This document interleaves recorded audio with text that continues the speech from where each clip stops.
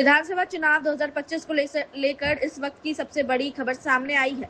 आज चुनाव आयोग ने बिहार विधानसभा चुनाव की तारीखों की आधिकारिक घोषणा कर दी है। इस बार राज्य में 2 चरणों में मतदान होगा। पहले चरण का मतदान 6 नवंबर 2025 को और दूसरे चरण का मतदान 11 नवंबर 2025 को संपन्न कराया जाएगा। वहीं मतगणना और चुनाव परिणाम की घोषणा 14 नवंबर 2025 को की जाएगी। दरभंगा जिले में पहले चरण के तहत 6 नवंबर 2025 को मतदान होगा। चुनाव को लेकर जिला प्रशासन पूरी तरीके से सक्रिय हो गई है। दरभंगा के जिलाधिकारी कौशल कुमार और वरीय पुलिस अधीक्षक जगुनाथ रेड्डी ने सोमवार की शाम जिलाधिकारी कार्यालय कक्ष में प्रेस वार्ता कर पत्रकारों से बातचीत कर तमाम बातों की जानकारी दी। इस दौरान जिलाधिकारी कौशल कुमार ने कहा कि दरभंगा जिले में विधानसभा चुनाव को लेकर सभी स्तर पर तैयारी पूरी कर ली गई है। सभी निर्वाचन क्षेत्रों में मतदान केंद्रों की समीक्षा, कर्मियों की तैनाती और सुरक्षा व्यवस्था को लेकर प्रशासन ने विस्तृत योजना बनाई है।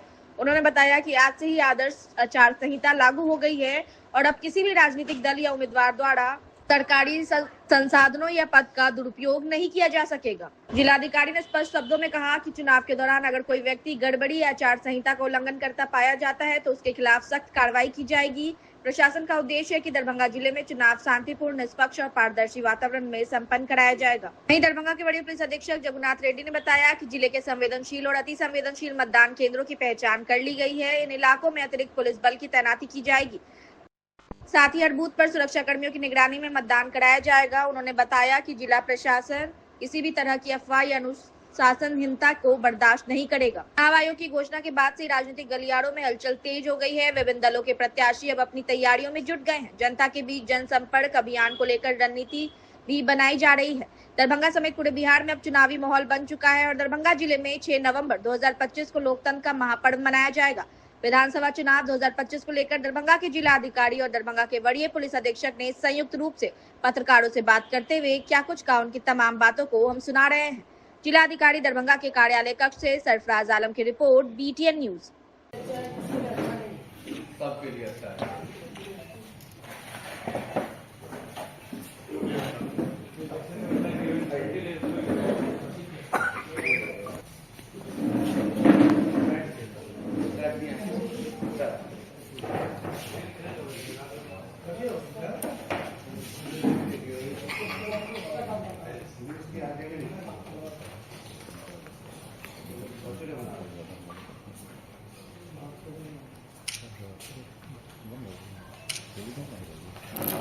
इस साल का अगर आप गिरफ्तारी के बारे में बात करें तो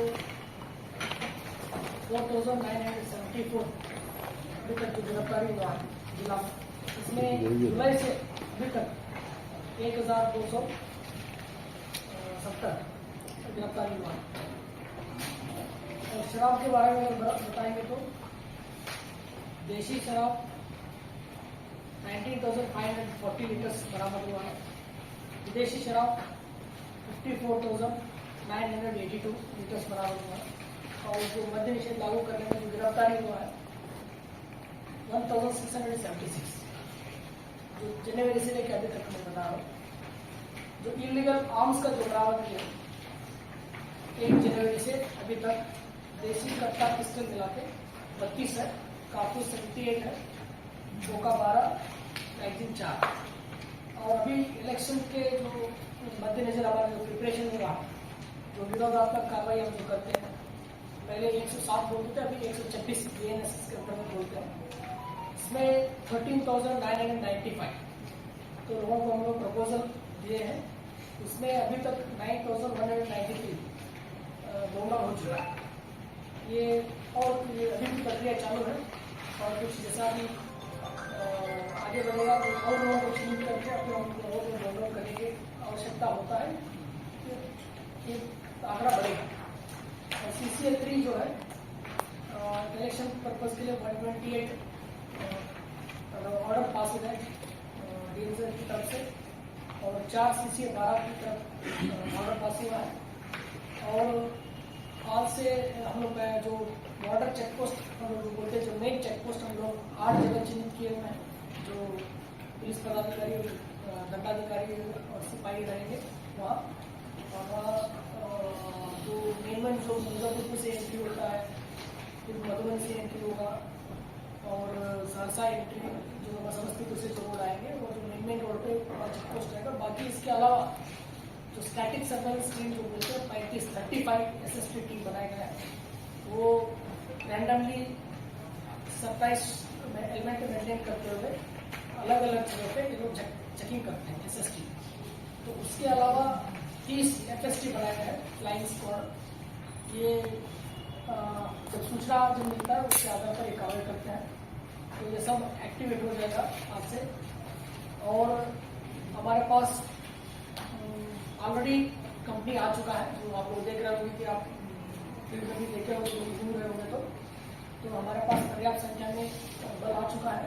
हर विधानसभा क्षेत्र में हम लोग उसको आवासन स्थल दे दिया गया है और ऑलरेडी जो आ चुका है वो एरिया डोमिनेशन कर रहे हैं, फ्लैग मार्च कर रहे हैं और जो वारंटी है उनको पकड़ा जा रहा है और रेड भी किया जा रहा है कल से। और आज और कल तक तो पूरा कंपनी आ जाएगी और उसके बाद पूरा दरभंगा का जो हमारा एरिया 10 विधानसभा क्षेत्र है सारे जो central paramilitary force CAPF central arm forces जो बोलते हैं वो आ जाएंगे। तो हम लोग पर्याप्त संख्या में और तेजी से हम लोग कार्रवाई करेंगे। और आगे भी हमारे पास जो हम लोग बहाली किए थे वो लोग भी वापस आ चुके हैं, वो भी हमारा थाना में पोस्टेड है। और इनके तरफ जो बल है तो हमारे पास पर्याप्त संख्या है और ज़्यादा नहीं, हम लोग पूरा इसको सख्ती से वेपन चेकिंग करना और बड़ा पूरा कंडक्ट को लागू करेंगे कराने में और जो क्रिमिनल एलिमेंट्स है उनको रेड करना पर्याप्त संख्या में बल हम लोग पूरा तैयारी में है और कल से ज़्यादा आपको विजिबिलिटी देखना होगा। कुशेश्वर स्थान इस इलाके में जो है पानी फैल रहा है तो वहाँ पुलिसिंग का क्या होगा? पूर्वी इलाके में जो पानी अभी आया है वो बहुत तेजी से रिस्ट्रिक्ट कर रहा है, मतलब नेक्स्ट 24 आवर पानी को पूरी रिस्ट्रिक्ट कर रहे हैं। और अब तो बरसात का लास्ट टाइम है, तो बरसात से मामला फोरकास्ट नहीं है तो उससे कोई फर्क नहीं पड़ेगा। वो फ्लैश फ्लड की तरह था, फ्लैश फ्लड निकल गया। और सेंट्रल का टीम कितनी विधानसभा पर्याप्त संख्या में आया है और पर्याप्त संख्या में रहेगा और सुरक्षा दृष्टिकोण से थोड़ा दरभंगा को हमारा जिला बल DCR और मिलेगा। कोई चेतावनी सर, कोई तो संख्या हम नहीं बता पाएंगे अभी जो मिला है उसको पहले कितना मिलेगा तो हमको पता नहीं है। आवंटन होना है, अभी आवंटन नहीं हुआ, बट अभी जो आवंटन हुआ उसके हिसाब से पर्याप्त संख्या हर विधानसभा क्षेत्र में पर्याप्त बल। चुनाव में जो लोग गड़बड़ी करते हैं सर उसके लिए कोई चेतावनी आप लोग की तरफ से? हाँ जी, अभी मैं ये बताना चाहूँगा कि पार्लियामेंट इलेक्शन में फोर्स कम रहता है क्योंकि बिहार विधानसभा इलेक्शन है, यहाँ पैरामिलिट्री फोर्सेस ज़्यादा रहेगा जो हमारा हर जगह पे रहेगा और पर्याप्त संख्या में रहेगा। और हमारे उसके अलावा जो हमारा DCR है, होमगार्ड्स है, जिला बल है, तो उसके हिसाब से पर्याप्त संख्या में बल है। हम लोग सोशल मीडिया में मॉनिटर करेंगे और हर आदमी के ऊपर नज़र रखेंगे, गतिविधि नज़र रखेंगे। अगर गड़बड़ी करेंगे, अगर MCC का लागू हो तो तुरंत FIR प्राथमिक दर्ज करते हुए करेंगे तो सख्ती से कार्रवाई किया जाएगा। दल के नेता एवं राजनीतिक दलों के द्वारा जगह जगह चौक चौराहे पर होर्डिंग बैनर पोस्टर अभी भी लगे हुए, वे कब तक हटाना है और कब तक नहीं हटाएंगे तो फिर उन पर कार्रवाई की जाएगी? ये 72 आवर्स का SOP होता है। फर्स्ट 24 आवर्स में हम लोग जितने भी पब्लिक प्लेसेस सब जगह से हटा लेते हैं। उसके बाद प्राइवेट प्लेसेस पे होता है इसमें अनुमति नहीं रहती है, उसको हटाते हैं। तो 48 आवर्स में हम लोग अभी जब देख रहे हैं हटना शुरू हो गया। 48 आवर्स के अंदर हम लोग सभी पोस्टर बैनर हटा रहे हैं। हमने लोगों से अपील भी किया है जो स्वतः भी हटा लें। उसके बाद अगर नहीं हटा है, कहीं पोस्टर लगा हुआ पाया जाएगा किसी पार्टी का या किसी संगठन का, तो उसका उठा जाए। कल शाम तक या परसों शाम हम लोग यथाशीघ्र हो सकता है हम 12-13 घंटे में करने का प्रयास करेंगे। रात को शुरू होगा, ठीक है। आपका तो सरकार वाला जो है उनके जो लोग याद है कि आज राज्य निर्वाचन आयोग द्वारा विधानसभा चुनाव 2025 की घोषणा की गई है और यह चुनाव 2 फेजेस में होगा और दरभंगा डिस्ट्रिक्ट के सभी 10 विधानसभा का चुनाव प्रथम फेज में होगा, जिसका date of issue of gazette notification 10 अक्टूबर है। 10 अक्टूबर से नॉमिनेशन का कार्य शुरू हो जाएगा नॉमिनेशन का कार्य 10 से शुरू होगा और 17 अक्टूबर तक चलेगा। सभी 10 आरओ जो रिटर्निंग अफसर हैं अपने अपने कार्यालय में जो नोटिफाई होगा एक दिन वहाँ पे अभ्यर्थियों से नॉमिनेशन लेंगे। उसके बाद 18 तारीख को स्क्रूटनी होगा सभी नॉमिनेशन का और 20 अक्टूबर को स्क्रूटनी के बाद जितने नॉमिनेशन बचेंगे 20 अक्टूबर को कोई व्यक्ति अगर कोई कैंडिडेट अगर विड्रॉ करना चाहे तो विड्रॉ कर सकता है। इसके बाद list of contesting candidates final होगा और फिर मतदान यहाँ पे 6 नवंबर को थर्सडे को होगा और 14 नवंबर को काउंटिंग होगा। यही पूरा इलेक्शन का शेड्यूल है जो दरभंगा जिले में रहेगा।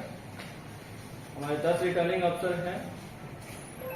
78 कुशेश्वर स्थान के एसडीओ बिरौल, 79 गौरावराम के पिछला बिरौल, 80 बेनीपुर के एसडीओ बेनीपुर, 81 अलीनगर के पिछला बेनीपुर, 84 हायाघाट के एडीएम रेवेन्यू, 85 बहादुरपुर के एडीएम विभागीय जांच, 86 केवटी के पिछला सदस्य, 87 जाले के उप विकास आयुक्त। ये रिटर्निंग अफसर हैं जो नॉमिनेशन रिसीव करेंगे। अभी मतदाताओं की संख्या इसलिए आपको पता है कि 30 सितंबर को विशेष ग्रहण पुनरीक्षण के बाद मतदाता सूची का फाइनल प्रकाशन हुआ था। उसके बाद भी कुछ नए वोटर्स ऐड हुआ है। तो अभी आज के डेट में जब प्रेस नोट इश्यू हुआ है हमारे पास 28,85,352 मतदाता हैं, जिनमें 15,20,183 पुरुष हैं और 13,65,090 महिला मतदाता हैं और थर्ड जेंडर 43 है। नाम जोड़ने की कार्रवाई अभी चलता रहेगा। नॉमिनेशन की लास्ट डे ऑफ नॉमिनेशन के 10 दिन पहले तक ये कार्रवाई चलती रहेगी। मीनिंग दे रहा है कि 17 को नॉमिनेशन का लास्ट डेट है तो कल तक हम लोग आवेदन प्राप्त करते रहेंगे जिसका भी नाम ऐड है। तो ऑलमोस्ट ये मतदाताओं की संख्या ऑलमोस्ट फाइनल है। कुछ इंक्रीमेंट हो सकता है जो इस बार मतदान में पार्टिसिपेट करेंगे। कुल सर्विस वोटर्स 2173 हैं। इसमें पुरुष सर्विस वोटर जो 2049 और महिला सर्विस वोटर 124 हैं। कुल मतदान केंद्र हमारे 3329 हैं जिसपे एक साथ एक ही दिन में मतदान होगा। लोकेशन 1795। इस प्रकार हम लोगों ने 359 सेक्टर का गठन किया है जो कि विभिन्न विधानसभा क्षेत्रों में है। उनके द्वारा मतदान की प्रक्रिया की जाएगी। अभी प्रेस नोट इश्यू के बाद हमारे स्तर से धारा 44 भी लगा दी गई है और प्रेस नोट के बाद जो 72 आवर्स SOP होता है उसका हम लोग सख्ती से अनुपालन शुरू कर दिए हैं और MCC लागू हो जाता है प्रेस नोट के बाद मॉडल कोड ऑफ कंडक्ट। ये मॉडल कोड ऑफ कंडक्ट सभी के लिए रहता है, अधिकारी के लिए भी रहता है, पॉलिटिकल पार्टी के लिए भी रहता है, कैंडिडेट के लिए रहता है, आम जनता के लिए रहता है और मीडिया पर्सन के लिए रहता है। मॉडल कोड ऑफ कंडक्ट में सभी लोग दायरे में आ चुके हैं तो सभी लोग से अनुरोध रहेगा कि MCC के अधीन ही अपने कार्यकलापों को रखें ताकि किसी तरह कोई वायलेशन वगैरह नहीं हो। हम लोग 15 मतदान केंद्र हमारे हैं जो कि अभी वर्तमान में वाटर ट्रांसपोर्ट के माध्यम से ट्रांसपोर्ट होने जाया जा सकेगा, लेकिन पानी की स्थिति कुछ दिन में सुधरेगा तो हो सकता है कुछ मतदान केंद्र बाई रोड एक्सेसिबल हो जाए। बाकी हम लोग की पूरी तैयारी है और हम लोग सभी कोषांग जो गठित है 25 कोषांग सभी कोषांग अच्छे से कार्य करके इलेक्शन को शांतिपूर्ण तरीके से संपन्न कराएंगे। बस आप लोग से अनुरोध है, सभी जनता से अनुरोध है कि MCC के लागू होने सुनिश्चित करने में और शांतिपूर्ण मतदान करने में हम लोग सहयोग करें। और मतदाताओं से यही अपील है कि ज़्यादा से ज़्यादा लोग मतदान केंद्र पर आकर अपने मतदान का मताधिकार का प्रयोग करके लोकतंत्र के महापर्व में अपनी सहभागिता सुनिश्चित करें। यही हमारी आप लोगों से अपील है और आम मतदाता से अपील है। SP साहब लिख सकते हैं। मतदान के लिए बताया गया 6 नवंबर को होगा काउंटिंग, 14 नवंबर को होगा। आज से सर आचार संहिता भी लागू हुई। आज से अभी से आचार संहिता लागू हो गया है एमसीसी, और एमसीसी का गाइडलाइंस के किसी भी स्तर से किसी भी तरह वायलेशन होगा तो कठोर कार्रवाई होगी। दरभंगा में सर कितने तारीख को वोटिंग होगा? 6 नवंबर को वोटिंग है, फर्स्ट पेज। दरभंगा समाहरणालय स्थित डॉक्टर भीमराव अम्बेडकर सभागार में सोमवार को एक विशेष समारोह का आयोजन किया गया, जहां जिलाधिकारी दरभंगा कौशल कुमार के द्वारा माध्यमिक एवं उच्च माध्यमिक विद्यालयों में अनुकंपा के आधार पर चयनित कुल 52 अभ्यर्थियों को नियुक्ति पत्र प्रदान किया गया। इनमें 44 विद्यालय लिपिक और 8 विद्यालय परिचारी शामिल हैं। जिलाधिकारी ने इस अवसर पर बताया कि पहले चरण में कुल 160 व्यक्तियों को अनुकंपा के आधार पर नियुक्ति पत्र दिया जा चुका है, जिससे कई परिवार को नई उम्मीद और स्थायित्व मिला है। कार्यक्रम के दौरान जिलाधिकारी दरभंगा कौशल कुमार ने नवनियुक्त अभ्यर्थियों को बधाई देते हुए कहा कि वे अपने अपने विद्यालयों में जल्द से जल्द योगदान दें और ईमानदारी, निष्ठा एवं समर्पण के साथ अपने कर्तव्यों का निर्वहन करें। उन्होंने कहा कि नियुक्ति प्राप्त करना जीवन का एक महत्वपूर्ण पड़ाव है, लेकिन इससे भी अधिक आवश्यक है अपने दायित्व को समझते हुए सेवा भाव से कार्य करना। वहीं उन्होंने कहा कि शिक्षा के स्तर में सुधार लाने और विद्यालयों की गरिमा को बनाए रखने की जिम्मेदारी अब आप सभी की है। उन्होंने नवनियुक्त कर्मियों को प्रेरित करते हुए कहा कि आप सभी विद्यालय का नाम रोशन करें और छात्रों के उज्जवल भविष्य के निर्माण में योगदान दें। आयोजित कार्यक्रम के अवसर पर सहायक समाहर्ता के परीक्षित उप निदेशक जनसंपर्क सत्येंद्र प्रसाद, जिला शिक्षा पदाधिकारी कृष्णानंद सदा और जिला कार्यक्रम पदाधिकारी अवधेश कुमार सहित कई पदाधिकारी और चयनित अभ्यर्थी मौजूद थे। दरभंगा समाहरणालय के अम्बेडकर सभागार से सरफराज आलम की रिपोर्ट, BTN न्यूज।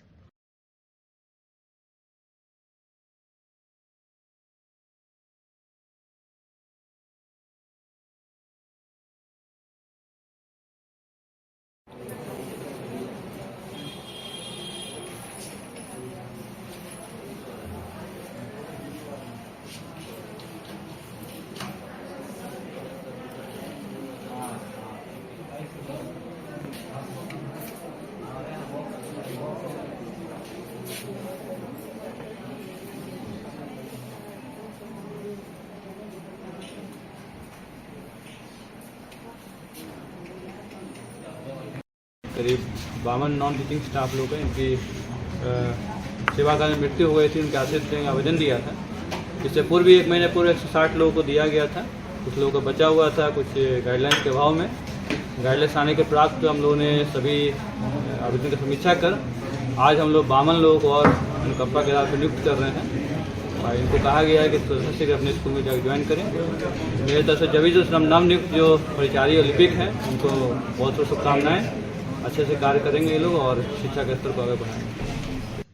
सोमवार को दरभंगा समाहरणालय प्रांगण अवस्थित डॉक्टर भीमराव अम्बेडकर सभागार परिसर स्थित जिला दिव्यांगजन सशक्तिकरण कोषांग की ओर से एक विशेष वितरण कार्यक्रम का आयोजन किया गया। इस अवसर पर बिहार सरकार के समाज कल्याण मंत्री मदन सहनी के हाथों दिव्यांगजन सशक्तिकरण योजना अंतर्गत बैटरी चालित साइकिलों का निःशुल्क वितरण किया गया। कार्यक्रम में बतौर मुख्य अतिथि मंत्री मदन सहनी ने कहा कि राज्य सरकार दिव्यांगजनों के आत्मनिर्भरता और सम्मानजनक जीवन के लिए कई कल्याणकारी योजनाओं पर निरंतर काम कर रही है। उन्होंने बताया कि बैटरी चालित साइकिल योजना का उद्देश्य दिव्यांगजनों को गतिशीलता और आत्मनिर्भरता प्रदान करना है, ताकि वे शिक्षा, रोजगार और सामाजिक कार्यों में सक्रिय रूप से भाग ले सके। वहीं उन्होंने कहा कि मुख्यमंत्री नीतीश कुमार के नेतृत्व में बिहार सरकार सबका साथ, सबका विकास, सबका विश्वास के सिद्धांत पर कार्य कर रही है और समाज के कमजोर वर्गों को मुख्य धारा से जोड़ने का सतत प्रयास जारी है। उन्होंने उपस्थित लाभुकों को साइकिल प्रदान करते हुए कहा कि उज्जवल भविष्य की कामना की और योजना दिव्यांगजनों को न सिर्फ गतिशील बनाएगी और बल्कि उनके आत्मसम्मान को भी बढ़ाएगी। इस अवसर पर दरभंगा के जिलाधिकारी कौशल कुमार सहित कई वरिष्ठ प्रशासनिक पदाधिकारी और समाज कल्याण विभाग के अधिकारी उपस्थित रहे। मालूम रहे कि सरकार की यह पहल दिव्यांगजनों को नई दिशा देने वाली साबित होगी। जिला प्रशासन की ओर से यह सुनिश्चित करने का आश्वासन दिया गया है कि भविष्य में ऐसे कल्याणकारी योजनाओं का लाभ हर पात्र व्यक्ति तक पहुंचे। आयोजित कार्यक्रम के अवसर पर हमारे BTN न्यूज के संवाददाता सरफराज आलम ने बिहार सरकार के मंत्री हरि सहनी से बात की तो उन्होंने कहा कि दिव्यांगजनों के लिए वितरण किया गया है। समाज कल्याण विभाग के अंतर्गत इन लोगों को 60% से अधिक जो दिव्यांगजन है उनको यह लाभ दिया जाता है, लेकिन वर्तमान में अब यह मोटराइज साइकिल दिया जा रहा है, लेकिन अब 40% वाले दिव्यांगजनों को भी साइकिल मिलेगा। इसमें जो 3 किलोमीटर की बाध्यता थी, जो 3 किलोमीटर से अधिक दूरी तय करते हैं या कोई रोजगार करने वाले लोग हैं, लेकिन 3 किलोमीटर की बाध्यता को समाप्त कर दिया गया है और कई महत्वपूर्ण बातों को उन्होंने कहा। इस अवसर पर कई दिव्यांगजनों से हमारे संवाददाता ने बात किया, क्या कुछ बताया उन्होंने, हम तमाम बातों को सुना रहे हैं। कार्यक्रम स्थल पर बड़ी संख्या में दिव्यांगजन उपस्थित रहे, जिन्होंने इस योजना से लाभान्वित होकर सरकार और प्रशासन के प्रति आभार व्यक्त किया। समाहरणालय परिसर में पूरे उत्साह उल्लास के साथ यह वितरण कार्यक्रम संपन्न हुआ। दरभंगा समाहरणालय प्रांगण से सरफराज आलम की रिपोर्ट, PTN न्यूज। के स्तर से होना तो ये शुभ है और अच्छा है और स्वागत योग्य है कि हमारे कौशल कुमार जी यहाँ के जिलाधिकारी हैं और दरभंगा जिला में पूरे सक्रियता से हर काम को अंजाम देंगे और आपका भी जो भी समस्या होगा उसको निश्चित रूप से अच्छे से निर्वहन करेंगे, यही कह करके और आप सभी को आज के इस जो मोटराइज्ड ट्राईसाइकिल वितरण समारोह है इसकी शुभकामना दे करके मैं अपनी वाणी को विराम देता हूँ। बहुत बहुत धन्यवाद। बहुत बहुत धन्यवाद सर। दिव्यांगजन के लिए मोटराइज्ड ट्राईसाइकिल का वितरण किया गया है। समाज कल्याण विभाग के अंतर्गत इन लोगों को जो 60% से अधिक दिव्यांगजन हैं उनको मोटराइज्ड ट्राईसाइकिल दिया जाता है, लेकिन अभी विभाग के द्वारा इसमें संशोधन किया गया है और अब जो है 40% दिव्यांगजन को भी मोटराइज्ड ट्राईसाइकिल मिलेगा और साथ ही जो पहले 7 साल के बाद नए मिलना था वो 5 साल के अंदर मिल जाएगा और जो 3 किलोमीटर का बाध्यता था कि कोई भी छात्र अगर 3 किलोमीटर से अधिक दूरी तय करते हैं या कोई रोजगार करने वाले दिव्यांग है उनको 3 किलोमीटर घर से अधिक जाना पड़ता है, वैसे लोगों को ही ये मोटराइज्ड ट्राईसाइकिल दिया जाता था, उसको अब समाप्त कर दिया गया। ये बाध्यता अब समाप्त कर दिया गया है तो अब और ज़्यादा आसान हो गया है और खास करके पूरे देश के अंदर में बिहार में सबसे अधिक मोटराइज्ड ट्राईसाइकिल दिव्यांगजनों को देती है। एलिम्को कंपनी के द्वारा पूरे देश में जितना वितरण किया जाता है उसका 80% बिहार में मोटराइज्ड ट्राईसाइकिल दिए जाते हैं। तो आज हम लोग को खुशी है। आज के अवसर पर एक छोटा सा समारोह हुआ जिसमें दरभंगा के जिलाधिकारी ADSS और हमारे विजय चौधरी जी जो दिव्यांगता के क्षेत्र में काम करते हैं, रेड क्रॉस सोसाइटी से जुड़े हुए अन्य पदाधिकारी के उपस्थिति में आज ये वितरण समारोह किया गया और हमारे जितने भी दिव्यांगजन हैं वो आज इस कार्यक्रम के माध्यम से बहुत खुशी जाहिर किए हैं और हम लोगों ने भी शुभकामना दिया है कि जिस उद्देश्य से सरकार इनको ये मोटराइज्ड ट्राईसाइकिल मुहैया कराती है उसका वो सदुपयोग करे और आत्मनिर्भर बने। कितने लोगों को दिया गया है? 30 से अधिक लोगों को आज दिया गया है। मेंटेन क्या उसके लिए भी विभाग जो है व्यवस्था कर रही है। तो यह ध्यान रखेंगे कि इसको ज्यादा चार्ज न करें, क्योंकि उससे होता है कि बैटरी की जो जीवन है, जो लाइफ है, वो कम होने लगती है। चार्जर में यह फैसिलिटी है, चार्जर में यह सेवा दी गई है कि वह जब फुल चार्ज हो जाता है तो वो ऑटो कट हो जाएगा, लेकिन खुद हमें भी यह ध्यान रखना है कि आप इसको ज्यादा चार्ज न करें। दूसरी चीज यह ध्यान रखेंगे कि बैटरी चालित ट्राईसाइकिल काफी तेज चलता है। जो सामान्य ट्राईसाइकिल है वो धीरे आप चलाते क्योंकि आपकी शक्ति से वो चलता है, पर ये बैटरी चालित है तो यह 20 से 25 किलोमीटर प्रति घंटे की स्पीड से चलता है। तो यह ध्यान रखना है कि जब इसे आप रोड पे चलाएंगे तो कम स्पीड में ही चलाने की कोशिश करें, क्योंकि यह तिपहिया है तो इसके पलटने की भी चांसेस ज्यादा होती है अगर तेजी पे चलाएंगे या स्पीड ज्यादा रहती है तब। अब चूंकि यह रोड पे चलने वाला है तो यह ध्यान रखेंगे कि आप जितने भी ट्रैफिक नियम हैं उसका पालन करें। हेलमेट आपको दिया जा रहा है साथ में, सभी जितने भी दिव्यांगजन हैं तो हेलमेट जरूर पहन करके आप ट्राईसाइकिल को चलाएंगे। यह ध्यान रखें कि अगर आप बिना हेलमेट पाए जाते हैं तो आपका चालान कट जाएगा, तो यह ध्यान रखेंगे। इसके अलावा आप यह भी ध्यान रखेंगे कि इसमें 2 चाबियां हैं। एक जो आपका की है वह आपकी सीट के नीचे है जहां पे चार्जिंग पॉइंट है उसके जस्ट बगल में, और दूसरा जो की है वो आपके दाहिने हैंडल में बना हुआ है। दोनों स्विच जो है वह ऑन रहेगा तभी आपका ट्राईसाइकिल चलेगा। जैसे आप कहीं भी ट्राईसाइकिल को अगर खड़ी करते हैं तो कोशिश यह करें कि दोनों चाबियां निकाल लें, ताकि ऐसा न हो कि एक चाबी गुम होने पे आपका ट्राईसाइकिल फिर निष्क्रिय हो जाए, काम के न रहे, बिना उसके अलावा फिर आगे आप उसको यूज नहीं कर पाएंगे। तो यह ध्यान रखें कि दोनों चाबियां जरूर निकाल लें। इसके बाद ट्राईसाइकिल में यह चीज ध्यान रखेंगे कि आपके दाहिने हाथ में एक काला रंग का लीवर बना हुआ है, ठीक है। तो जो दाहिना पहिया है उसके नीचे में एक काला लीवर है, इस काले लिवर को हैंड ब्रेक कहा जाता है। जिस तरीके से जो लोग गाड़ी में चढ़े होंगे तो एक बीच में लिवर बना होता है हैंड ब्रेक, तो जब भी ढलान होता है या चढ़ाई होता है तो उसमें क्योंकि ढलान खुद से ना हो, आपको पूरी टाइम ब्रेक ना लगाना पड़े, तो उससे बचाने के लिए आपको हैंड ब्रेक दिया गया है। तो जब भी आप ढलान पे या चढ़ाई पे रहेंगे तो यह ध्यान रखें कि आप उस हैंड ब्रेक को जरूर लगा लें, तो इससे आपको पूरी तरीके से पूरे समय आपको ब्रेक लगाने की जरूरत नहीं पड़ेगी। इसके अलावा यह भी ध्यान रखेंगे कि हैंड ब्रेक लगा करके आप ट्राईसाइकिल ना चलाएं, क्योंकि होगा क्या, एक तरफ से आप रोकेंगे, दूसरी तरफ से आप खींचेंगे तो आपका मोटर खराब हो जाएगा। ठीक है, तो यह भी ध्यान रखना जरूरी है। इसके अलावा आपको वारंटी के बारे में भी एक जानकारी देनी है, क्योंकि आज चूंकि यह वितरण आपका किया जा रहा है, तो जिस दिन वितरण होता है, जिस दिन आपको ट्राईसाइकिल मिलता है, उस दिन से 1 साल तक इस चीज की वारंटी रहती है। अब यह ध्यान रखना है कि किन चीजों की वारंटी रहती है। तो इस ट्राईसाइकिल में 4 चीजों की वारंटी होती है। सबसे पहला चीज है मोटर जो इसको पावर करने का काम करता है। दूसरा है बैटरी, तीसरा है इसका गियर बॉक्स, और तीसरा है गियर बॉक्स प्लस कंट्रोलर, और चौथा है इसका चार्जर। तो ये 4 चीजों की वारंटी रहती है। हाँ, अगर बल्ब का इश्यू है, हॉर्न का इश्यू है, तो इसे आप खुद से भी ठीक करा सकते हैं। ठीक है, तो ये ध्यान रखिएगा कि जिस दिन वितरण हुआ है उस दिन से 1 साल तक का इसका वारंटी रहेगा। और वारंटी को क्लेम करने का तरीका ये भी जान लीजिए। तो आपको कोई भी बुनियाद केंद्र जा सकते हैं, किसी भी प्रखंड कार्यालय जा सकते हैं, या हमारे जो दिव्यांगजन सशक्तिकरण कोषांग का कार्यालय है, आप वहां भी संपर्क कर सकते हैं। यहाँ पर आपको सिर्फ एक छोटा सा आवेदन देना है। आवेदन में बता देना है कि क्या इश्यू है और कब आपको ट्राईसाइकिल उपलब्ध कराया गया है। तो उसके बाद हम लोग प्रक्रिया कर उस चीज को बदलवाने का कार्य करेंगे, और इसमें कोई भी पैसा नहीं लगता है। हाँ, अगर 1 साल या उससे अधिक हो जाता है तो उस परिस्थिति में आपको कुछ चार्ज देना होगा, जो सामान मंगाना होता है, और वह जो सप्लाई करने वाला है उसको ही दिया जाता है। कार्यालय को आपको कोई पैसा देने की जरूरत नहीं है। इसके अलावा साथ में आपको यहाँ पे डिक्की भी है, तो डिक्की का भी आप उसका इस्तेमाल करिएगा। इसके अलावा जो लोग बैसाखी का इस्तेमाल करते हैं, तो बैसाखी लगाने का स्टैंड भी दिया जाता है, ताकि आप उसको आराम से फिक्स करके अपने बैसाखी को भी उसके ऊपर रख सकें। से आते हैं आप? हम दरभंगा से आए हैं। कौन सा प्रखंड? हनुमान नगर। अच्छा, कौन सा साइकिल दिया गया है? देखिए कितना खुशी है इसको लेकर जो दिया गया? बहुत खुशी है। कितना आवश्यकता था इसका? बहुत जरूरी था। दिक्कत होता था इसके लिए? हाँ। अच्छा, अब अच्छा लग रहा है। नाम बोल के। क्या नाम हुआ आपका? दीपक कुमार। कितना अच्छा लग रहा है, ये साइकिल मिल गया है, कितना अच्छा लग रहा है। कहाँ कहाँ जाएंगे, कितनी दिक्कत होती थी? अब दिक्कत होता है जहाँ जाने में आने में। अब खुश है?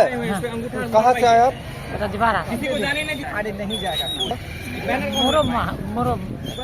हुआ आपका? क्या नाम हुआ आपका? विमल देवी। आपको जो है मोटराइज साइकिल मिला है, कितनी खुशी है इसको लेकर? बहुत खुशी है। कितने दिनों से इंतजार था इसका? इसका करीब 6 महीना साल 6 महीना। तो इसके लिए आवेदन किए थे जी। तो अब आपको मिला है, इससे कितना फायदा होगा आपको? बहुत फायदा होगा, ड्यूटी जाएंगे इसी से सुविधा मिल रहा है जी। क्या कहेंगे जो सरकार का ये जो योजना है, क्या कहेंगे? सरकार का ये योजना है जी, अच्छा योजना है। इससे पूरा फायदा मिलेगा जी, फायदा मिलेगा। कहाँ से आए आप? हम लोग पैदल रुपौली से, रुपौली घाट, बिशनपुर थाना। क्या नाम हुआ आपका? शिवशंकर ठाकुर। ग्राम पोस्ट रुपौली घाट, जिला दरभंगा। कौन सा साइकिल ये जो मिला आपको? ये विकलांग साइकिल है, मोटर। क्या कहेंगे, आज जो योजना का लाभ दिया गया आप लोगों को, कैसा लग रहा है, किस ओर से दिया गया? आज इस योजना का लाभ मिला है, इसके लिए तो हम लोग बहुत खुश हैं ही। साथ में और कल्याण विभाग सरकार की ओर से जो 3 और चीज उसमें बढ़ा दिया गया है।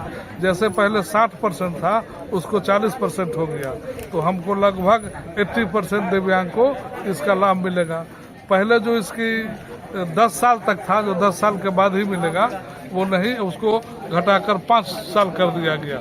इससे भी लाभ मिलेगा। तीसरा बात ये था कि 3 किलोमीटर की वैधता थी, तो स्कूल कॉलेज जाने में या कोई धंधा बिजनेस करने के लिए 3 किलोमीटर उसके घर की दूरी होनी चाहिए, उसको भी घटा दिया गया है, जो उसके लिए भी कोई बात नहीं है। तो इसलिए अब बहुत सारे विकलांगों को इसका लाभ मिलेगा। और आज 22 मोटरबाइक साइकिल बांटा गया है माननीय मंत्री मदन सहनी के द्वारा, और 8 दिव्यांगजनों को इससे पहले मिल गया था। टोटल 30। अभी बाकी लोगों का जो 40% है या जो ऑनलाइन अभी तक नहीं कर पाए, उनका कागज पत्र हम लोग जमा कर रहे हैं और जमा करने के बाद वो जो वंचित लोग हैं उनको भी साइकिल दिया जाएगा। और खुशी है लोगों में, खुशी तो बहुत है। ऐसे ऐसे लोग तो अब 40% हो गया, तो अब तो काम भी जोर से पकड़ लेगा।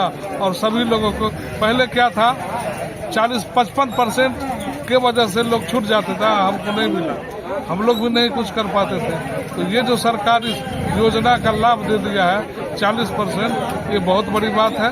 इससे सारे दिव्यांगजनों में बहुत खुशी है। इसलिए हम सरकार को धन्यवाद देते हैं, माननीय मुख्यमंत्री को धन्यवाद देते हैं, समाज कल्याण मंत्री, सहायक निदेशक, सबको बहुत बहुत धन्यवाद देते हैं। मैं मोहम्मद शुआइब, जिला दिव्यांग सेवा संघ, जिला अध्यक्ष।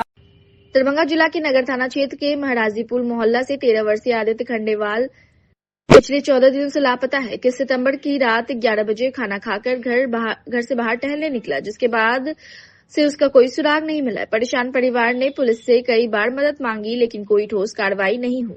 थक-हार के परिजनों ने दरभंगा टावर पर 1 दिवसीय धरना देकर प्रशासन से आदित्य खंडेलवाल की सकुशल वापसी की मांग की। वहीं राजद नेता राकेश नायक ने कहा कि 13 साल का बच्चा आदित्य खंडेवाल पिछले 13 दिनों से लापता है। आज खोज का 14वां दिन है, लेकिन पुलिस प्रशासन संतोषजनक जवाब देने की स्थिति में नहीं लगती है। दरभंगा जिला की पुलिस केवल मंत्री और नेताओं के लिए काम कर रही है। कुछ दिन पहले मधुबनी के सांसद के पुत्र लापता हो गए। दरभंगा पुलिस ने महज 48 घंटे के भीतर खोज लिया और अपनी बुद्धिमत्ता का परिचय दिया, लेकिन ये सभी मशीनरी और सिस्टम 13 वर्षीय आदित्य खंडेलवाल के मामले में काम क्यों नहीं आ रहा है?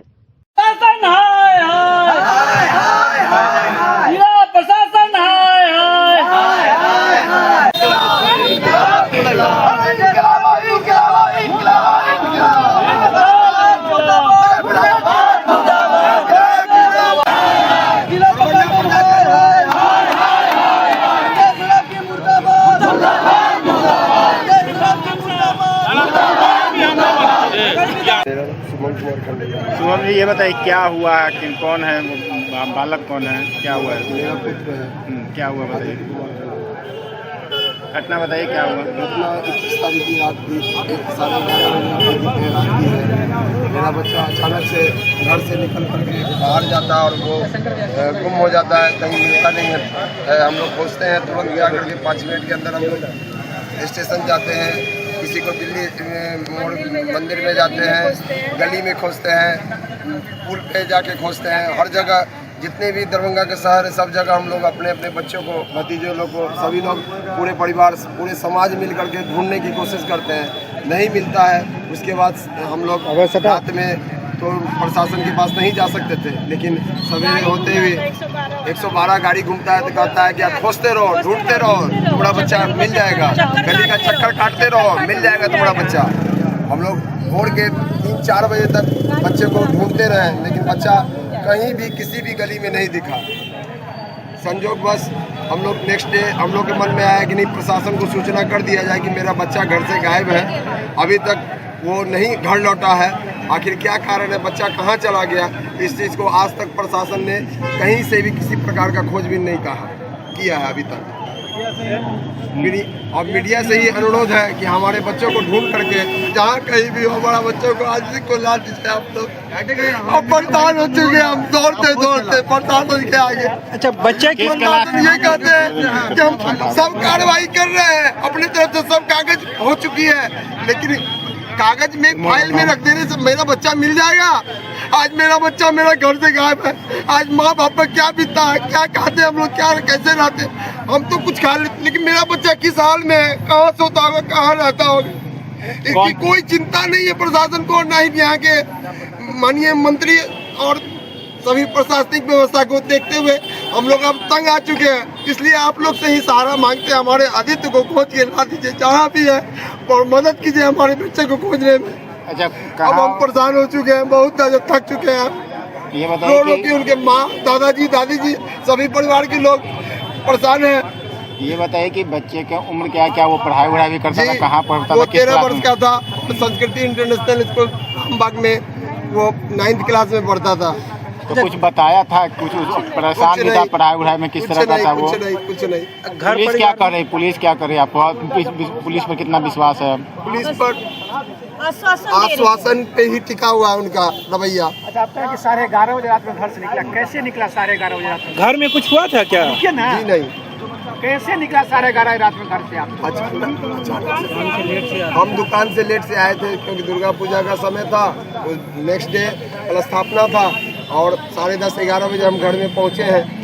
बस उसके बाद से देखते हैं 5 मिनट के बाद आया और देखते हैं घर में जैसे गए हम खाना खाने के लिए, देखते हैं रूम में है ही नहीं बच्चा हमारा। जब वो घर से निकला तो हम लोग को लगा कि बाथरूम गया है, चेक करने गए बाथरूम में, बाथरूम भी नहीं है। इधर उधर छत पे भी, घर में भी, सब जगह जब चेक कर लिए, बच्चा जब नहीं मिला हमको तब हमको बुखलाहट हुई। तुरंत हम निकल गए, सभी को सूचना किए कि देखो आदित्य घर में नहीं है, जल्दी से आओ, चारों बगल खोजो कहाँ है आदित्य।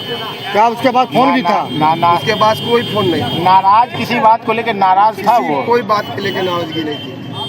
क्या नाम है आपका? मेरा नाम सुमन कुमार खंडेवाल। मेरा बच्चा चाहिए, उनको कोई डिमांड नहीं। 15 दिन हो गया आश्वासन देते देते कि आ जाएगा बच्चा, आ जाएगा, ढूंढ रहे हैं, कार्रवाई कर रहे हैं, क्या कर रहे हैं? क्या हुआ था? क्या कर रहे हैं? कुछ नहीं हुआ था। बच्चा घर से निकला और उसके बाद से फिर गायब हो जाता है। कहाँ चला गया बच्चा? ना उसके पास पैकेट में पैसा है, half pant half T shirt पहना हुआ है। तो छोटा बच्चा जाएगा तो जाएगा कहाँ? कब निकला था? क्या बता के निकला था? कोई बात? कुछ नहीं बता के निकला था। कब निकला था? कितना दिन हो 21 गया? तारीख को रात के 11:30 बजे। सूचना दिए थे पुलिस को? FIR दर्ज करवाए, बोले ठीक है हम कार्रवाई कर रहे हैं। सब फिर बार बोल रहे हैं 15 दिन हो गया, क्या किए 15 दिन? क्या लगता है पुलिस का रवैया क्या है? इसका रवैया देख के तो लग रहा है केवल आश्वासन ही देते रहते। मेरा बच्चा कब तक आएगा? आज क्या कर रहे हैं आप लोग? वही आंदोलन। अरे भाई के साथ कर रहे हैं। क्या आपने पुलिस से उम्मीद नहीं है आप लोग को? दिखाई नहीं दे रहा पुलिस की कार्रवाई से? अच्छा ये बताइए कि इसको नाम बताइए, अपना नाम बताइए, अपना नाम बताइए। नाम बताइए। नकारात्मक है। ठीक है। इनके फादर है। 13-14 साल का बच्चा, 13 साल का 13-14 दिनों से गायब है। बच्चा मिल नहीं रहा है। हाल में ही एक अभी हत्या भी हो गई। क्या कहेंगे आप? पत्रकार महोदय से कहना चाह रहे हैं, एक हत्या नहीं हुई है। आपने सुना होगा कि हर एक गली पे हत्या हो। नहीं, वो तो सीरीज हो गया। ये जो है ना, विधायक और सांसद के बच्चा नहीं है। 1 घंटा में खोज लिया जाएगा।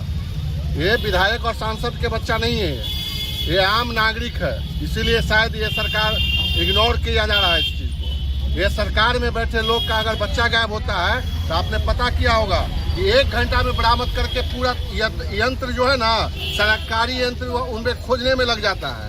ये आम आदमी है इसीलिए नहीं खोया था। यही नहीं, ये सिर्फ आदित्य का बात नहीं है।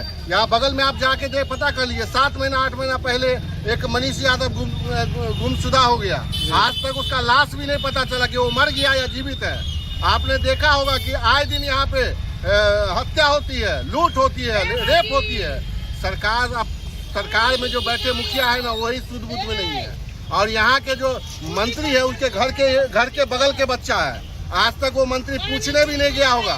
खाए जाएंगे मंत्री जी? नहीं पूछने जाएंगे क्योंकि सरकार हिटलर शाही की सरकार चुनाव है भाई, चुनाव देखें कि यही देखेंगे? यही है ना, यही चुनाव, इन्हीं का गार्जियन जो है ना उसको चुनाव में मंत्री बनाए हुए हैं। आम आदमी चुनाव जिताता है। और आज जो मंत्री का ध्वज दिखाते हैं ना लोग, और कुर्सी का ध्वज, ये आम जनता का ध्वज होता है। अभी 25 में जब चुनाव होगा ना, उखाड़ के फेंक देगा। उसको तब समझ आएगा कि आम आदमी का जो कष्ट होता है वो कैसा कष्ट होता है। आपने देखा है कि सांसद और विधायक का बेटा जब गायब होता है तो उसको खोजने के लिए पूरे सरकारी तंत्र जो है लग जाता है। लेकिन एक आम आदमी का बच्चा इसीलिए नहीं मिल रहा है। और यही नहीं, आप बताएं ना कि अभी मनीष यादव जो गायब हुआ वो 7-8 महीना हो गया, वो अभी तक नहीं मिला। और न जाने कितना FIR तो दर्ज भी नहीं होता है। कितने बच्चे जो गुमशुदा होता है, थाना से उसको भगा दिया जाता है। अच्छा एक चीज बताइए ना सर, 3 दिन का अल्टीमेटम दिया गया है प्रशासन को, उनके पेरेंट्स के द्वारा। तो अगर 3 दिन में बच्चा भगवान करे मिल जाए, अगर नहीं मिलता है तो जो रोड पे उतरेंगे उसमें आप साथ होंगे? एकदम निश्चित साथ होंगे, हम ही नहीं होंगे, हमारे नेता के प्रतिपक्ष के नेता जो आदरणीय तेजस्वी यादव जी, वो भी साथ में रहेंगे।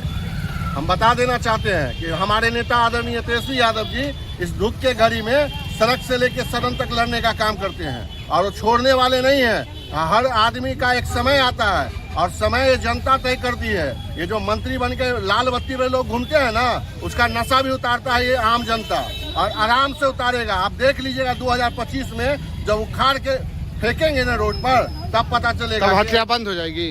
हत्या बंद हो जाएगी, एकदम होगी बंद। क्राइम बंद हो जाएगा, एकदम कम होगा, एकदम बंद होगा, एकदम बंद होगा। आप अगर सही से चलाइएगा सरकार तो एकदम बंद होगा, नहीं चलाइएगा तो नहीं बंद होगा।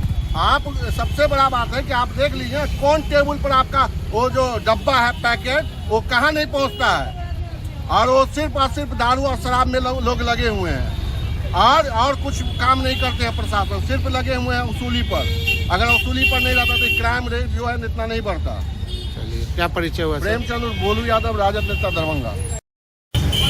माँ, ये शब्द जब आता है तो बड़ा सुकून मिलता है दिल को। उस माँ का बेटा 14 दिन से गायब है और आप यहाँ टावर पे हैं। उस बच्चे को तलाशने के लिए आप सब लोग अपना एफर्ट दे रही हैं। क्या कहेंगे 14 दिन से जो बच्चा लापता है? प्रशासन का फेल्योर कहेंगे या आपकी क्या राय है इस पे?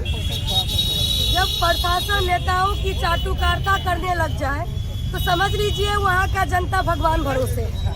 13 दिन हो गया और 13 साल का बेटा 13 दिन से गायब है। एक माँ की आंख की आंसू वो जवाब मांग रही है प्रशासन से कि मेरा आदित्य कब आएगा। एक पिता जो इस उम्मीद में बैठा है कि मेरा आदित्य आएगा और हम लोग खुशी खुशी पर्व त्योहार मनाएंगे। एक बार भी दरभंगा के बड़े पदाधिकारी उस परिवार का सुधि तक लेने के लिए उनके परिवार के बीच नहीं गए कि किस हाल में आदित्य का माँ है, किस हाल में उसके परिवार है। यह दुर्भाग्य है दरभंगा का, जहाँ 3 मंत्री, विधायक, सांसद को रहते हुए दरभंगा अभी खून की होली में रंगा हुआ है।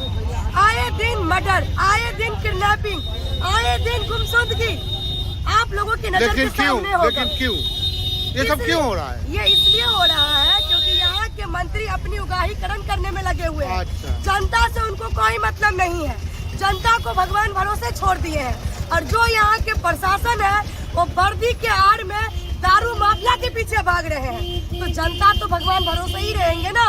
लेकिन मैं आपके इस वीडियो के माध्यम से बताना चाहूंगी दरभंगा के बड़े पदाधिकारी को भी और यहाँ के मंत्री, विधायक और सांसद को भी कि जब एक सांसद का बेटा खोता है तो आप 36 घंटा के अंदर उसको बरामद करते हैं, पूरी काफिला उसके पीछे लग जाता है। मंत्री, सांसद भी रोड पे उतर जाते हैं बड़े बड़े फॉर्चूनर में उनको ढूंढने के लिए।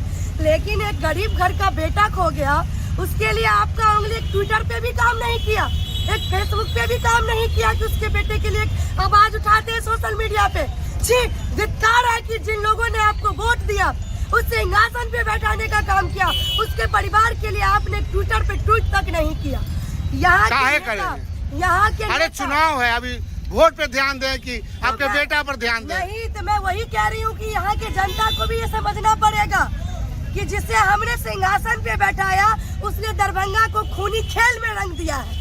अब अपना जान अगर सुरक्षित करना है तो इस बार का वोट, जब तक हम सभी के बीच हमारा आदित्य नहीं तब तक वोट नहीं, यही नारा आप दरभंगा में गूंजेगा। आज यहाँ पे धरना के माध्यम से, 1 दिवसीय धरना संकेतिक के माध्यम से हम लोगों ने दरभंगा प्रशासन को आगाह किया है, यहाँ के मंत्री, विधायक को आगाह किया है कि अगर 3 दिन के अंदर हमारा आदित्य का कोई सूचना हम सभी के बीच नहीं आ जाती है तो 3 दिन के बाद दरभंगा में क्रांति की आगाज होगी और न जाने उस क्रांति में कितने लोग चपेटे में आ जाएंगे। इसलिए तैयार हो जाइए क्योंकि दरभंगा का जनता पूरा आदित्य के परिवार के साथ खड़ा है। बहादुरपुर प्रखंड और अंचल कार्यालय पर सीपीआई द्वारा चलाए जा रहे भूख हड़ताल के तीसरे दिन पार्टी के नेतृत्व में बड़ी संख्या में किसान और मजदूरों ने प्रभावशाली ढंग से कार्यालय का घेराव किया। यह घेराव सुबह 11 बजे से शुरू होकर शाम 4 बजे तक जारी है।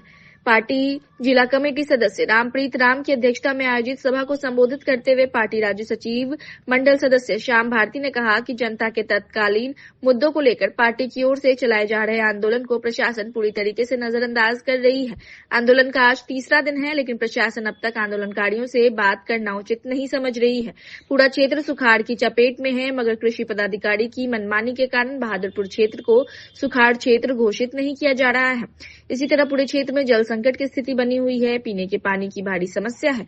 नल जल योजना पूरी तरह विफल हो चुकी है और लीकेज पाइपों की मरम्मत तक नहीं की जा रही है। तिलावरपुर पंचायत में भयंकर जल जमाव की स्थिति है, लेकिन प्रशासन इस समस्या के समाधान की दिशा में कोई कदम नहीं उठा रहा है।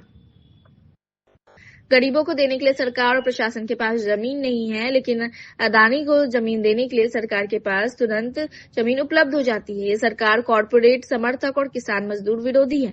हमारी पार्टी आंदोलन और संघर्ष के रास्ते पर है और जब तक समस्याओं का समाधान नहीं होता तब तक संघर्ष जारी रहेगा। सभा को संबोधित करते हुए जिला सचिव मंडल सदस्य रामसागर पासवान ने कहा, बेदा पंचायत के हसनपुर में सामुदायिक भवन बनाया गया, जिसमें भयंकर ठेकेदारी लूट हुई, मगर रास्ता नहीं होने के चलते सामुदायिक भवन का उपयोग नहीं कर रहा है। व्यक्तिगत तौर से इस भवन को कब्जा करने की साजिश हो रही है। अविलंब रास्ते का निर्माण किया जाए ताकि आम लोगों के सामुदायिक भवन का उपयोग कर सके। सरकार बिना वैकल्पिक व्यवस्था किए गरीबों को उजाड़ रही है। बरसों से गरीब जिन जमीनों पर बसे हुए उन पर अब तक पर्चा नहीं दिया गया है।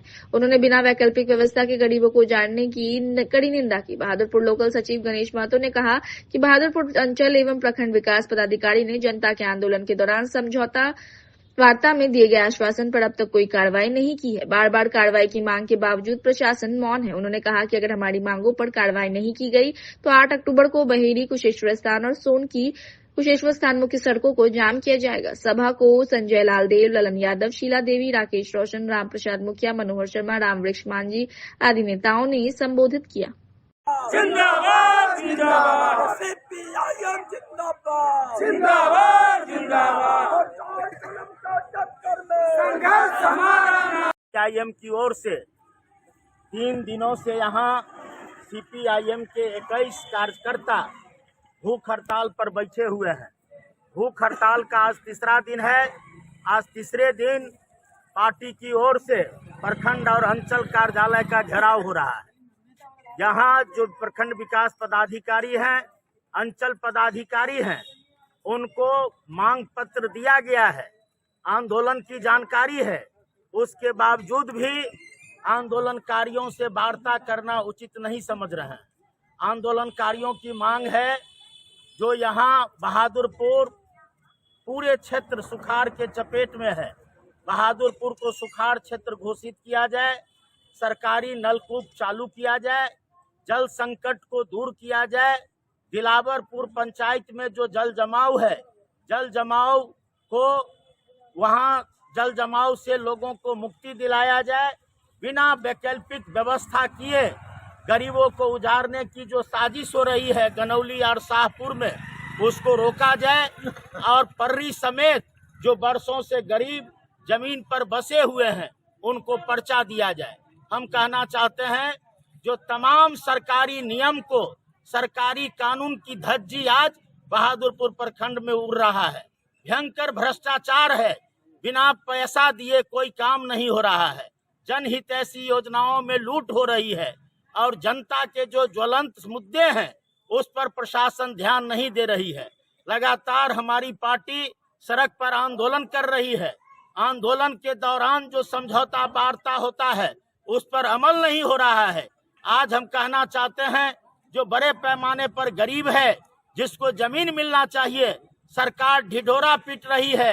जो गरीबों को जमीन दिया जा रहा है, लेकिन आज अंचल में सीओ के द्वारा गरीबों को जमीन नहीं दिया जा रहा है। आज जो बरसों से गरीब बसे हुए हैं उसको बासगीत का पर्चा नहीं दिया जा रहा है। इसीलिए हमारी पार्टी की ओर से आज यहाँ आंदोलन के तीसरे दिन आज घेराव हो रहा है और हम इसके माध्यम से कहना चाहते हैं जो जब तक आंदोलनकारियों के जो मांग है उस पर समुचित कार्रवाई नहीं हो जाता है तब तक यह लड़ाई जारी रहेगा। श्याम भारती, सीपीआईएम राज्य सचिव मंडल सदस्य। आज 4 तारीख से हम लोगों का धरना प्रदर्शन का कार्यक्रम जो है जनता के विभिन्न जन समस्याओं को लेकर के शुरू किया गया। कल 4 तारीख को जो है बहादुरपुर प्रखंड के बहादुरपुर के माने BDO CO कोई भी लोग जो है वार्ता के लिए नहीं आए। तब हम लोग जो है अनशन का कार्यक्रम जो है सो मैंने शुरू किए। अभी तक जो है प्रशासन हम लोगों से जो है वार्ता नहीं किया है। हम लोगों का मांग है कि जिन गरीबों को उजारा जा रहा है उसको पहले वैकल्पिक व्यवस्था जो है जमीन का जो है सो मैंने किया जाए। जहां भी बहादुरपुर प्रखंड के अंतर्गत जैसे दिलावरपुर पंचायत में जल जमाव की समस्या भयंकर है। जब तक जल जमाव की समस्या को हल नहीं किया जाएगा, वहां नाला का निर्माण नहीं किया जाएगा, हम लोगों का लड़ाई जो है जारी रहेगा। हम लोगों का अगला मांग है कि किसानों को जो है यदि बहादुरपुर प्रखंड को जो बहादुरपुर विधानसभा को सुखाड़ क्षेत्र जो है घोषित किया जाए। जल नल योजना को जो है दुरुस्त किया जाए। ये जब तक ये तमाम मांग को जो है पूरा नहीं किया जाएगा, प्रशासन इस पर अमल नहीं करेगी, तब तक हम लोगों का जो है आंदोलन जारी रहेगा। आज जो है क्या कहते हैं बहादुरपुर के CO अतिक्रमण जो है करने के लिए माने जा रहे हैं। हम इस बात का हम जो है निंदा करते हैं, घोर निंदा करते हैं कि हम लोग बार बार जब जो है सवाल उठाते हैं उसके बावजूद भी जो है उस पर विचार नहीं करके और शाहपुर में जो है गरीबों को घर को जो है उजारने के लिए प्रशासन जा रही है। इसका हम घोर निंदा जो है मैंने करते हैं। यहाँ जो है बहादुरपुर दोकली के अंदर जो है गनौली गांव है, वहाँ नोटिस दिया गया है। हम लोगों का कहना है कि जो लोग गरीब लोग बसे हुए थे उसको जो है रोड में जमीन ले लिया गया है, तो उसको वैकल्पिक व्यवस्था जो है सरकार जमीन जो 5-5 डिसमिल जमीन कम से कम उन लोगों को जो है दिया जाए। अगर नहीं दिया जाएगा तो हम लोग का आंदोलन जो है जारी रहेगा और तीखा आंदोलन जो है संघर्ष जो है सो और तेज होगा। मेरा नाम हुआ गणेश महतो, बहादुरपुर प्रखंड सचिव। पार्टी मार्क्सवादी CPIM की ओर से अनवरत जो है पिछले 4 तारीख से जो है आंदोलन चल रहा है। आंदोलन इसलिए चलाया जा रहा है, यह कोई नई मांग नहीं है, पुरानी मांग है। आज वर्षों से बहादुरपुर के अंदर दर्जनों गांव में भूमिहीन घर बनाकर रह रहे हैं और यहाँ के CO के द्वारा लगातार जो है आंदोलन के माध्यम से वार्ता के तहत आश्वासन दिया जा रहा है, लेकिन पर्चा देने के लिए आनाकानी हो रही है। मैं आपको कहना चाहूँगा कि अभी पूरा जो है बहादुरपुर विधानसभा क्षेत्र जो है किसानों हाहाकार मचा हुआ है, सुखाड़ हो चुका है, धान के खेतों में जो है दरार पड़ चुका है। ये बूंदाबूंदी वर्षा से जो है खरीफ फसल होने वाला नहीं है, इसलिए सरकार को जल्दी से जो है इनका जो है सुखाड़ घोषित करके जो है किसानों को समुचित जो है मुआवजा देने का विलंब शुरुआत किया जाए, हम इनकी भी मांग करते हैं। दूसरी मांग है कि जल जमाव जो है आज बहादुरपुर प्रखंड के अंदर विभिन्न पंचायतों में जैसे कि दिलावरपुर पंचायत में जो जल जमाव की स्थिति जो है बना हुआ है, उससे निजात पाने के लिए वहाँ के लोग जो है किल्लत में है। हम मांग करते हैं कि अविलंब जो है नाला का इंतजाम करके जल जमाव का जो है संकट दूर किया जाए। इसी तरह जो है हम भारत की कम्युनिस्ट पार्टी मार्क्सवादी के आंदोलनकारियों से जो यहाँ के CO और BDO है वो वार्ता करने के लिए उचित नहीं समझते हैं, तो हमारा यह आंदोलन जो है अनवरत चलता रहेगा जब तक जो है हमारे मांगों पर जो है कार्रवाई नहीं हो जाती है, तब तक आंदोलन चलता रहेगा। राम सागर पासवान, CPIM राज्य सचिव, दरभंगा जिला सचिव मंडल सदस्य। दरभंगा प्रधान डाकघर के प्रांगण में all India postal SC/ST welfare association का 3रा द्विवार्षिक अधिवेशन संपन्न हुआ। इस अवसर पर बिहार सर्कल के सचिव राकेश कुमार, ईस्ट जोन के जनरल सेक्रेटरी महेश कुमार महतो और सहायक डाक अधीक्षक आशुतोष पाठक विशेष रूप से उपस्थित रहे। कार्यक्रम में संगठनात्मक कार्यों की समीक्षा की गई और आने वाले कार्यकाल के लिए नई कार्यकारिणी की गठन की गई। अधिवेशन की अध्यक्षता मुकेश लाल ने की, जिन्हें पुनः सर्वसम्मति से अध्यक्ष के रूप में चुना गया। वहीं सचिव पद पर गंगेश कुमार को दोबारा चुना गया। सहायक सचिव के रूप में राजेश कुमार का चयन किया गया, जबकि कोषाध्यक्ष के रूप में दीपक को दायित्व सौंपा गया। सभी नवनिर्वाचित पदाधिकारियों को उपस्थित सदस्यों द्वारा हार्दिक बधाई और शुभकामनाएं दी गई। इस अवसर पर राष्ट्रीय डाक कर्मचारी संघ ग्रुप सी के सचिव दीक्षांशु दास और अध्यक्ष महेश कुमार शर्मा ने भी कार्यक्रम में भाग लिया। साथ ही अखिल भारतीय ग्रामीण डाक सेवक संघ के सचिव राजकिशोर सैनी भी विशेष रूप से उपस्थित रहे। वक्ताओं ने कहा कि संगठन कर्मियों के हितों की रक्षा और सामाजिक समानता की दिशा में निरंतर कार्य करता रहेगा। दरभंगा से सरफराज आलम की रिपोर्ट, BTN न्यूज। प्रधानमंत्री थे मैकडोनल्ड, भारत के बड़े बड़े लीडर को वहाँ बुलाया, इसका नाम दिया गया गोल्डमैन सम्मेलन। 2 साल पर रिन्यूअल किया जाता है। हमारा डिवीजन सेक्रेटरी का चुनाव होता है। SC/ST एम्प्लॉय वेलफेयर एसोसिएशन का एक कॉन्फ्रेंस हो रहा है। हर विगत 2 साल पर इसको रिन्यूअल किया जाता है और 2 साल में इसका ये होता है। आज क्या कुछ आपने यहाँ के लोग अपने कर्मचारी को कहा है, और आपने जितनी बातें कही है कि सरकार हमारी बात नहीं मानती है, कई समस्याएं हैं, जो स्वीपर है उसकी बहाली नहीं होती है, सरकार कहती है कि स्वच्छ भारत स्वस्थ भारत, इतनी बड़ी समस्या जो है आपके साथ, आप जितनी बातें कही है, कैसे आप लोग पहल करेंगे और समस्या का समाधान होगा? मैं हर जगह इस मुद्दे को उठाने के लिए स्वतंत्र हूँ। अभी हमारा 14 तारीख का कॉन्फ्रेंस हुई थी बिहार लेवल पर, जिसमें बहुत सारे मंत्री भी आए थे। उनके समक्ष भी मैं बात रखा हूँ कि जो सुपर का वैकेंसी हर विभाग में बंद कर दी गई है, उसको बहाल करें और सुपर का काम करने वाले हमारे अनुसूचित जाति जनजाति के होते हैं, या तो पोस्टमास्टर रूम में हो या फिर प्लेटफार्म पर हो या फिर नगर निगम में हो, सारे हमारे लोग ही काम करने वाले हैं। इसलिए उनको स्पेशल SC/ST का ही वैकेंसी निकाला जाए।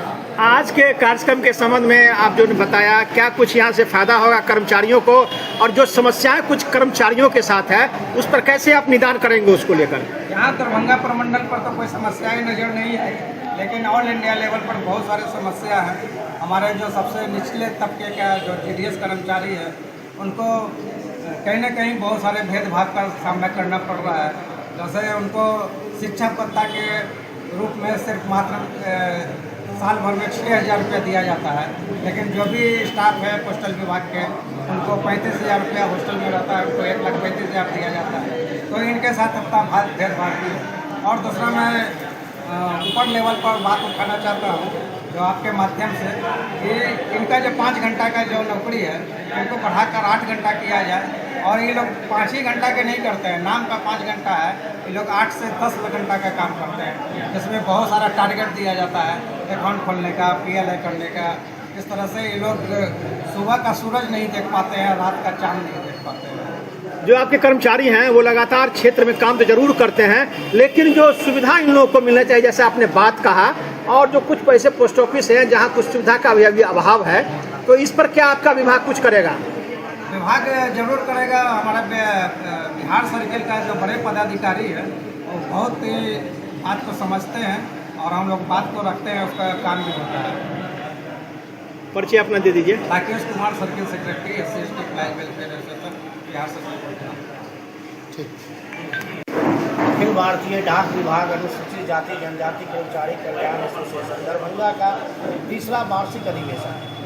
यह अधिवेशन इसीलिए होता है कि हर 2 साल पर नए कार्यकारिणी का गठन हो, जिसमें जो हमारे कर्मचारी कर्मठ है, जो हमारे कर्मचारी के लिए लड़ने वाला हो, वैसे कर्मचारी का चुनाव किया जाता है और जो भी मुद्दा होता है इसके माध्यम से प्रशासन के पास रखा जाता है।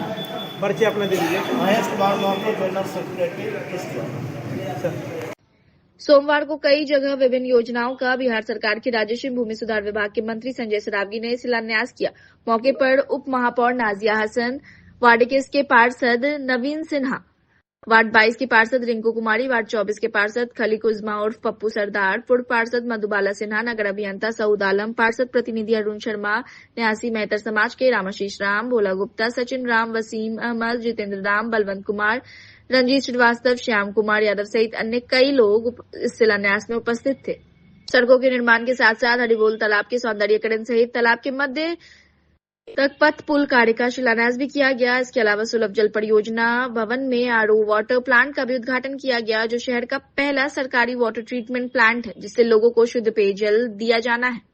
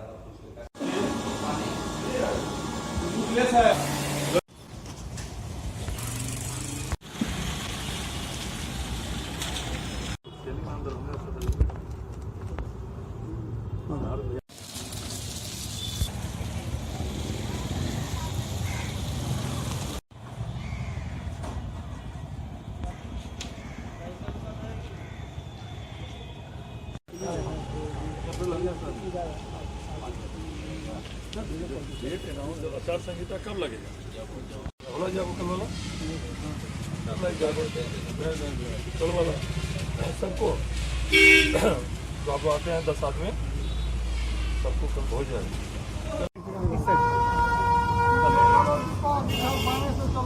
मेन रोड है 21 और 22 के बीच का है, वो 21 और 24 के बीच का है। मुख्यमंत्री समग्र योजना से और जो पहले हुआ वो पथ निर्माण विभाग से, ये चूँकि 2 वार्ड के बीच में पड़ जाता था, इसमें बहुत दिन से हम लोग लगे हुए थे। निगम के बूते की बात नहीं थी, क्योंकि अब जैसे ये है, ये लगभग 75 लाख रुपए की योजना है। तो सरकार के मद से और सहयोगियों की बदौलत ये काम हुआ है, क्योंकि नागरिक के लिए वोट में वार्ड बटा होता है, लेकिन शहर तो एक है, चलते हैं इस पर सब लोग। तो एक बहुत बड़ी योजना थी, क्योंकि हम लोग को तो 25 लाख रुपया ही मिलता है एक साल। अब ये 75 लाख रुपया है, तो ये कैसे होगा? उसी तरह वो 3.5 करोड़ रुपया है, ये 25 लाख का है। ये 4-4.5 करोड़ की योजना थी, ये पूरा हुआ है। और इसके लिए जिन्होंने भी मदद किया, प्रत्यक्ष और अप्रत्यक्ष, सभी के प्रति आभार।